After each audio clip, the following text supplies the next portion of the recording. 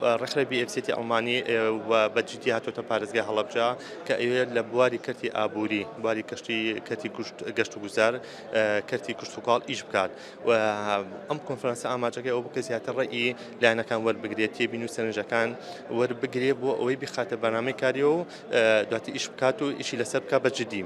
Ja, also what we are doing here now is to collect. ئێمە لە ئێستادا ئەم بۆنەی کە ڕێکمان خستووە تەنها بیرۆکە کۆ ئەەکەینەوە بۆ پرۆژە بزانین چ جۆرە پرۆژەیەک هەیە کە ئەتوانێت هاوکاری ئابووری پارێزگای هەڵەبجە بکات.